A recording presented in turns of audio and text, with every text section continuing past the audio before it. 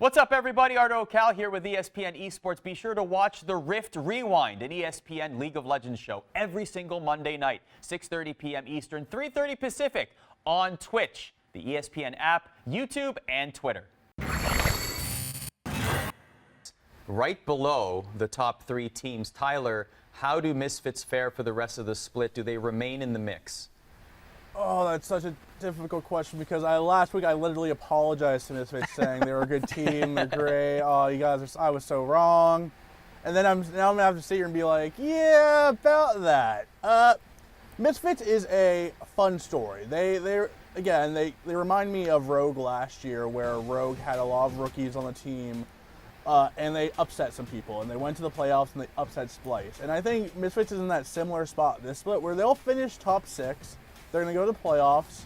They can maybe upset, a team like maybe Origin or Rogue in the playoffs. But I don't know how high their ceiling is this split, because experience does matter. And I know Fevin, obviously MVP candidate, great mid laner. But I think the rest of their players, like a Razork and a Denick and a Dan, they need that extra time. They need to go to the playoffs. They need to get beaten. Only the greats of the greats can come into a playoff and dominate in their first. Well, even Griffin, with their, all the hype they had last year, they went to the finals and choked versus KT Rolster. So for Misfits, I think they go to the playoffs, have a very commendable effort, maybe do an upset, maybe lose 3-2. But yeah, I think that's their ceiling for this split. I don't think they're going to go MSI, but I think they should be really proud of themselves. I still think they have a shot to maybe go deep in the playoffs if everything aligns. Couple teams that went 1-1 this weekend. Emily, we'll start with MAD Lions. They beat Vitality, but they lost to Excel. Where are you with MAD Lions right now?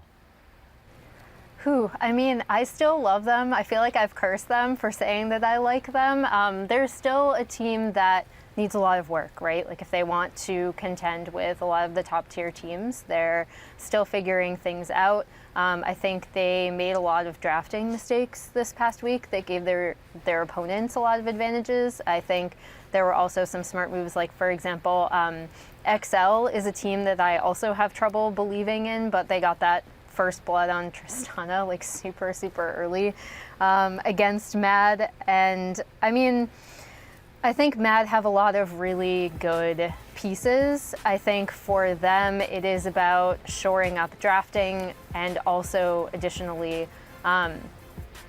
just like basic execution things, like when to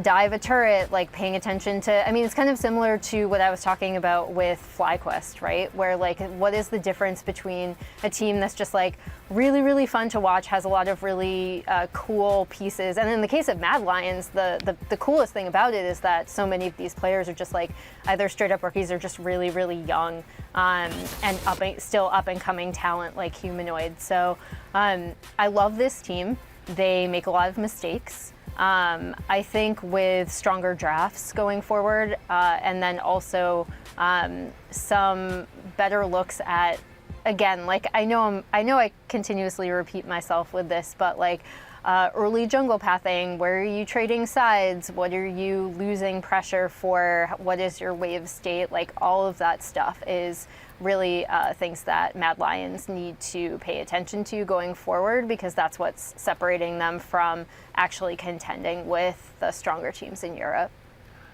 And I think that jungle for MAD Lions, Shadow specifically, keep him on Lee Sin. He's 4-2 on Lee Sin with a 6.4 KDA, 336 gold per minute. That's the highest among junglers in the LEC. He does really well on Lee Sin. There's no reason not to pick him or take him away from other teams.